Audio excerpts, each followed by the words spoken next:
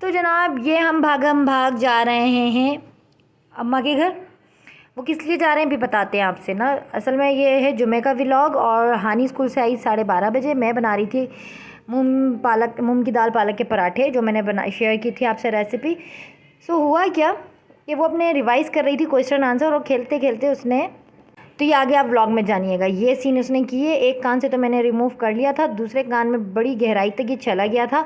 तो मैं इसको लेके भागी हॉस्पिटल, और वहाँ से डॉक्टर्स उठ चुकी थी एनटी की। आगा खान में जो इसकी डॉक्टर है, डॉक्टर नीलम फिरोज़, वो भी टाइमिंग से 12:30 बजे उठ चुकी थी। तो ये कहानी क्या हुई है शेयर करूँगी अपनी ज़बानी व्लॉग में। आगे आगे व्लॉग से जुड़े रहिएगा।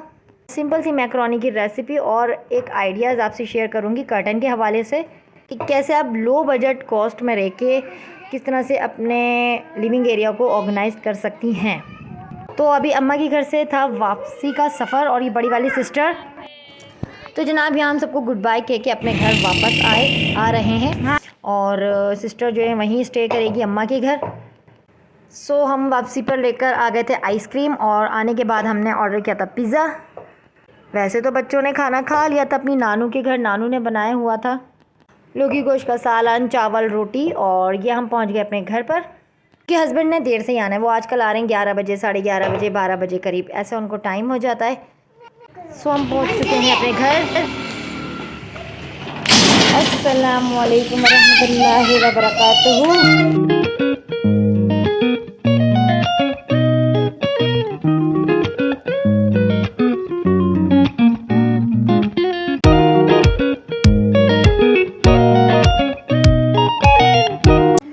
तो जनाब पिज़्ज़ा हमने ऑर्डर किए हैं लेट मिडनाइट में, जो डील पिज़्ज़ा होते हैं वो हमने ऑर्डर कर दिए थे। थोड़ा सा रिजनेबल प्राइस में आ जाते हैं ये।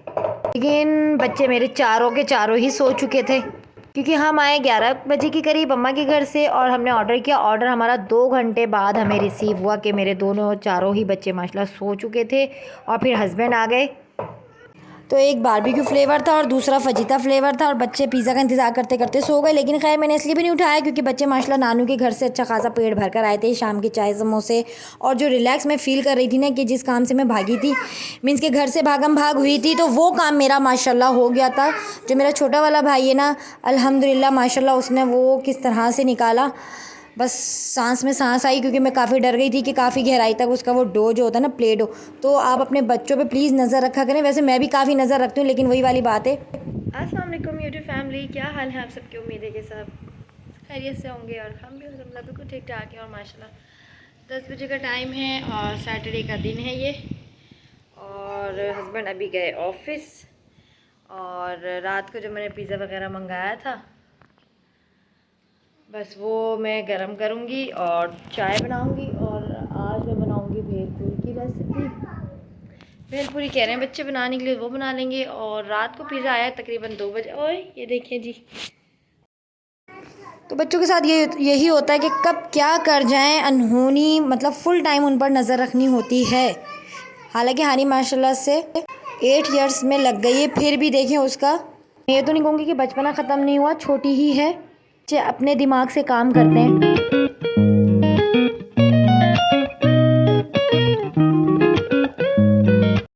कल अपने कानों में फंसा लिए थे डो, और सबक याद कर रही थी। ये अपना सवाल जो क्वेश्चन आंसर होते हैं वो रिवाइज कर रही थी। और मैं बनाई थी मूंग की दाल के पालक के पराठे, तो वो मैं बना भी नहीं सकी। सब मैंने घर ऐसे ही छोड़ा। फिर मैं लेके गई इसको अम्मा की तरफ। वहाँ गई हूँ, डॉक्टर उठ चुकी थी, कोई डॉक्टर नहीं था, क्योंकि कल जुम्मा था। और तकरीबन 3:30 या 2:30 का ऐसा टाइम था, 2:30 पौने 3 ऐसा टाइम था। तो बस काफ़ी परेशान हुई। एक कान से तो मैंने निकाल लिया था, दूसरे कान में फंस गया था, जो कि बहुत मुश्किल हो रहा था। अंदर की तरफ वो काफ़ी खासा अंदर चला गया था। तो आप जाकर देखिए वो क्लिप्स। और फिर बस मैंने दोबारा ट्राई किया, जो देसी तरीका होता है। अम्मा ने थोड़ा हौसला दिया कि भाई ये हो जाएगा, इतना परेशानी नहीं है। लेकिन वो टूट रहा था, झड़ रहा था। फिर जो मेरा सबसे छोटा वाला भाई है ना, वो अक्सर मेरे इसी तरह से काम आता है। उसने हानि को सबसे पहले तो मेंटली रिलैक्स करा, उसको अपनी गोद में लिटाया। उसने पता नहीं कौन कौन से ट्रिक्स एंड आइडियाज़ कर करके ना काफ़ी हद तक उसको मेंटली रिलैक्स करके, हल्के हल्के, इतना बड़ा था वो डो का टुकड़ा जिसके कान से निकला, वो मैं भी आपको दिखाती हूँ। एक इतना था। तो बच्चों का ख्याल करो, इसने मस्ती मस्ती में याद भी कर रही थी बिस्तर पे लेट के, और दोनों कानों में इसके हाथ भी चल रहे थे यूँ करके ना। इसने पूरी लो नहीं होती, लोई बनाते हैं, उस तरह से करके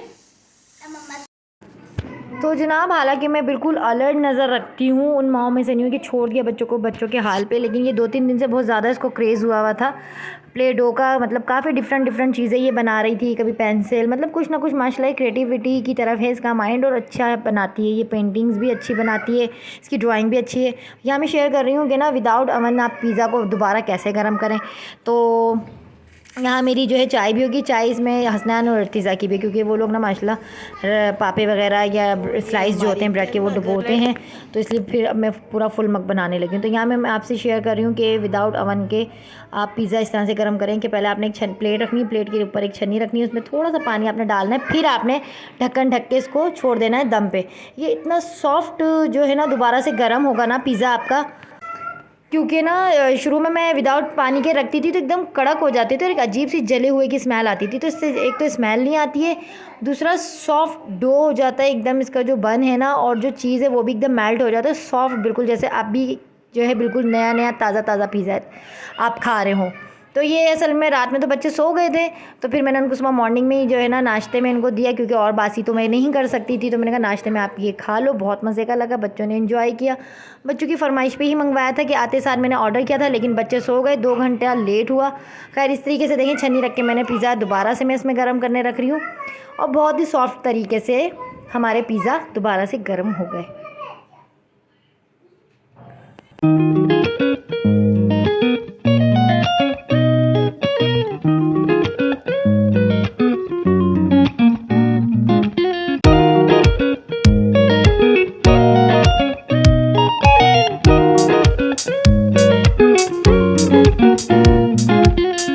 यहाँ जो है ना मैंने ये 2 थे कॉटन सिल्क की, ये मैंने बकरा ईद पे कटिंग करे थे, पर ज़रूरत नहीं थी बेडशीट पे बिछाने, मतलब पेंडिंग पे चला जाता है मेरा ज़्यादातर काम ना स्टिचिंग वाला जो होता है।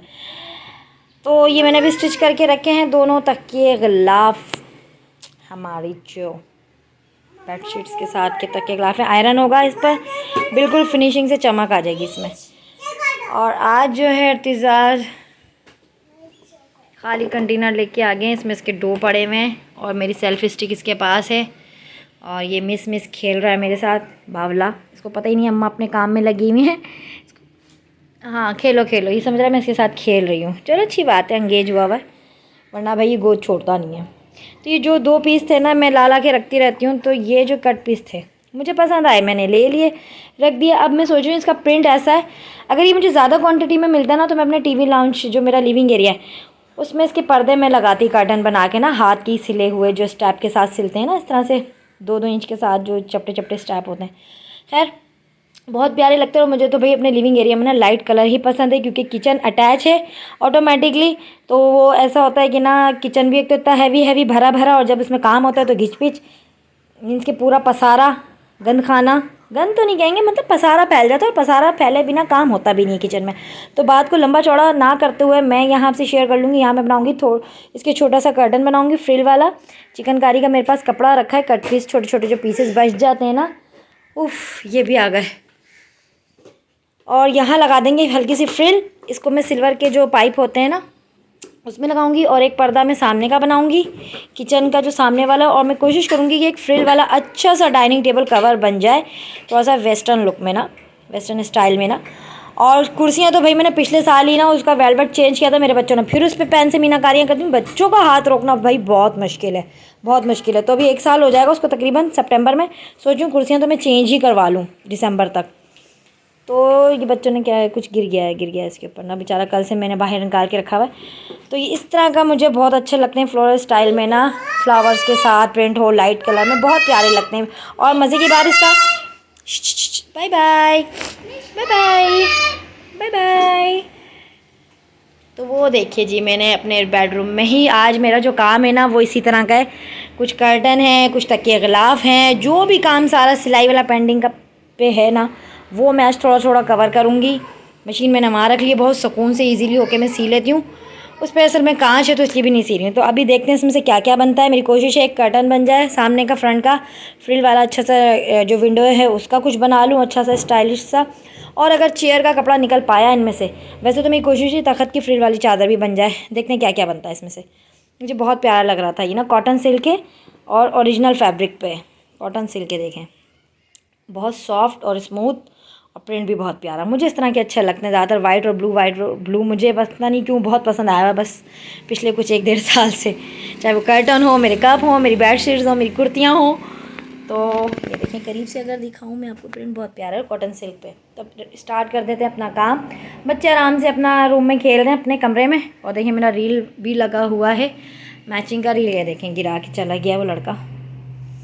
तो ये हमारी देसी मशीन ट्रेडिशनल स्टाइल की ना, ये भी लेके भाग गया, बहुत मुश्किल से मैंने पटा के वहाँ भेजा है, दोनों को बहुत तंग करते हैं भाई। सो स्टार्ट कर लेते हैं अपना काम। आपसे पूरा फाइनल लुक इसका मैं शेयर करूँगी, कोई अब स्टिचिंग पे भी नहीं मैं आपको दिखाऊंगी। हाँ अगर मुझे मुमकिन हुआ तो मैं दिखा दूँगी, वरना तो काम के बाद ही मिलते हैं आपसे। मुझे इतना तंग कर रहा है, बिला वजह कह रहा है कि इस कपड़े को काटो, अब मैं इसको कैसे समझाऊँ। तो ये वाला जो फैब्रिक है ये चिकनकारी का मेरे पास पड़ा हुआ था, जाओ बाय बाय। देखिए ये उठा के ले गया, ये परेशान हो रहा है कि अम्मा आज क्या कर रही हैं, मेरी अम्मा आज किन कामों में लगी हुई हैं।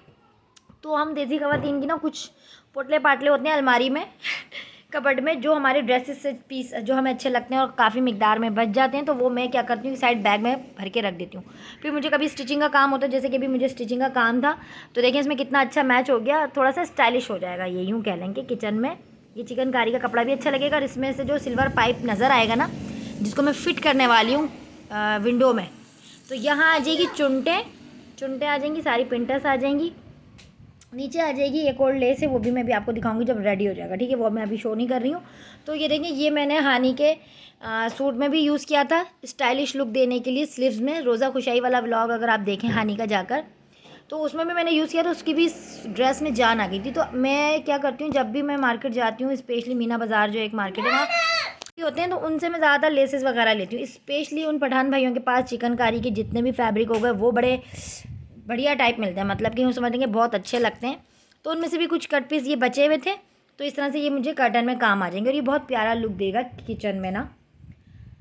तो देखते हैं क्या बन के निकल के आता है।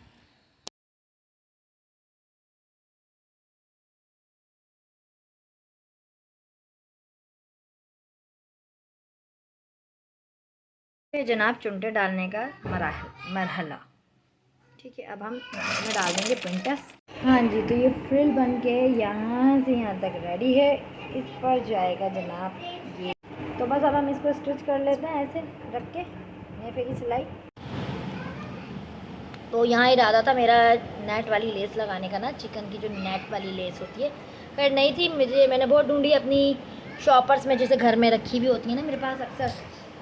तो एक था कि मैंने काम नहीं रोका, मैंने सिंपल सिलाई मार दी, वरना बहुत प्यारी लगती रेशम की जो नेट वाली लेस होती है ना, नेट पे बनी हुई जो रेशम के काम के साथ होती है, वो बहुत प्यारी लगती है। खैर ये हमारा हो चुका है।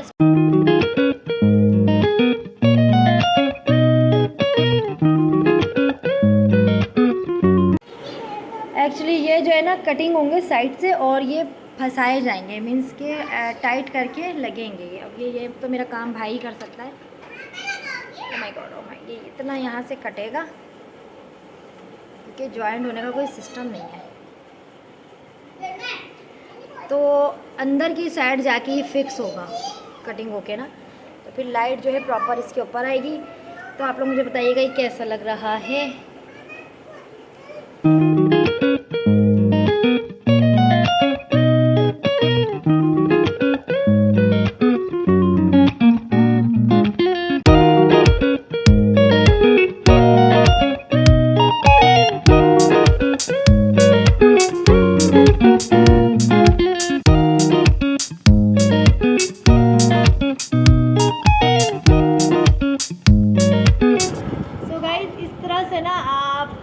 अपना जो कर्टन लिविंग एरिया की भी बना सकते हैं पर्दे।